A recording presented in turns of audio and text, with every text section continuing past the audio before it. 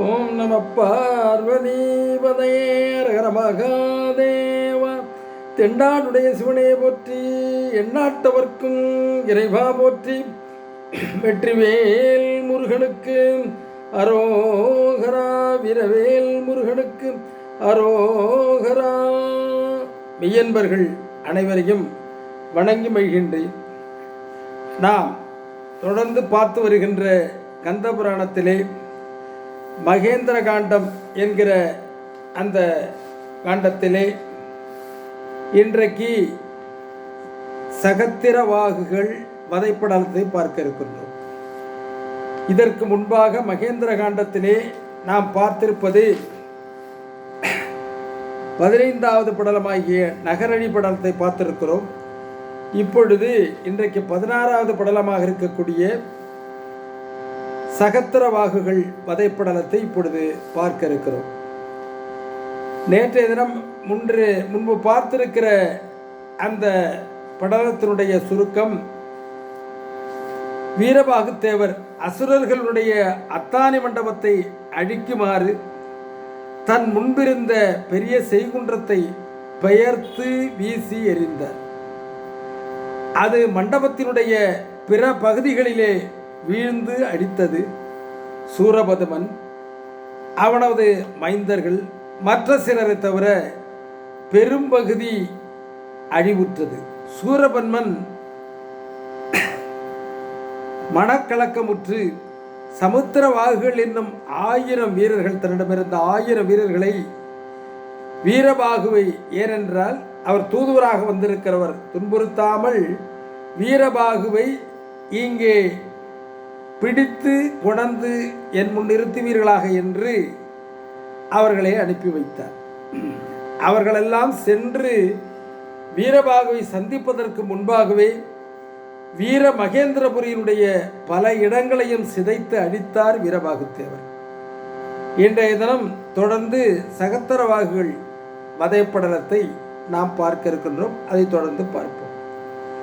500 முகங்களும் 1000 தோள்களும் கொண்டிருக்கிற 1000 வீரர்களை, நீல நிற நஞ்சை போன்ற மேனியும் கொடிய உருவத்துடனும் கூடிய அந்த வீரர்கள் வீரபாகுவை நெருங்கி வந்தனர். அந்த காட்சியை கச்சியப்ப சிவாச்சாரியார் அவர்கள் ஒரு பாடல் வழியாக நமக்கு விளக்கி அருளுகிறார். அதை இப்பொழுது இங்கே பார்ப்போம்.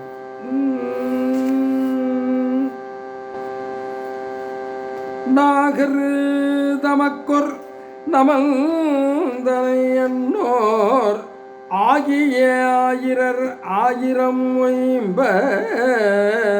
வேகம் தாகி விழுத்தகு வீர வாகுவை எய்தி மடங்களினார்த்தான்.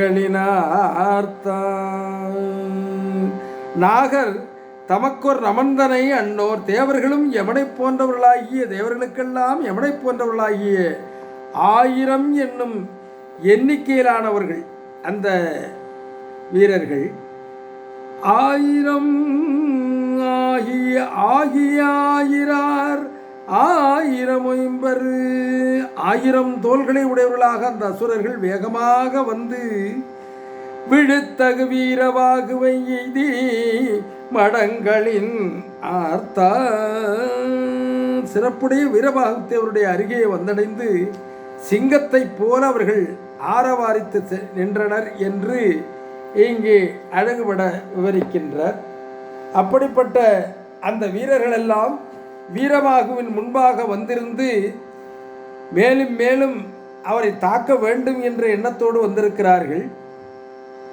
முருகப்பெருமான் அருள் நிறைந்திருக்கிற வீரபாகுத்தேவர் எதிரிகளுடைய கூட்டங்களை எண்ணி அவர்களை தகர்த்திட அங்கிருந்த வானலாவ உயர்ந்து நிற்கின்ற மராமரம் என்று சொல்லக்கூடிய மிக உயர்ந்த மரம், மராமரம், ராமாயணத்தில் வருகிற அந்த மராமரம் என்று சொல்வார்கள் அல்லவா, அந்த மராமரத்தை தன் கையினாலே பிடுங்கி எதிரிகள் மீது வீசி எரிந்து அழித்தார்.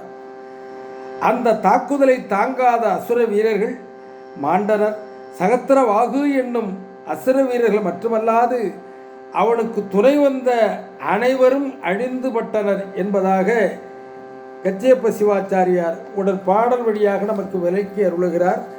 அதனை இப்பொழுது இங்கே நாம் தொடர்ந்து பார்க்க இருக்கின்றோம். இணைய பார்ப்பல நிகழ்ந்திட இணையிலா ஒருவல் திணையில் வேலையில் 1000 புயமுடைத்திரலோ அனைவதம்மையும் பருணிபடுத்திரல் அட்டு தனிமை தன்னோடு நின்ற நன்னமர்களம் தன்னில் இணைய பற்பல நிகழ்ந்திட இணையிலா ஒருவன். இத்தகைய தன்மையில் பற்பல நிகழ்வுகள் நிகழ்ந்திட திணையில் வேலையில் 1000 புயமுடைத்திரவோ.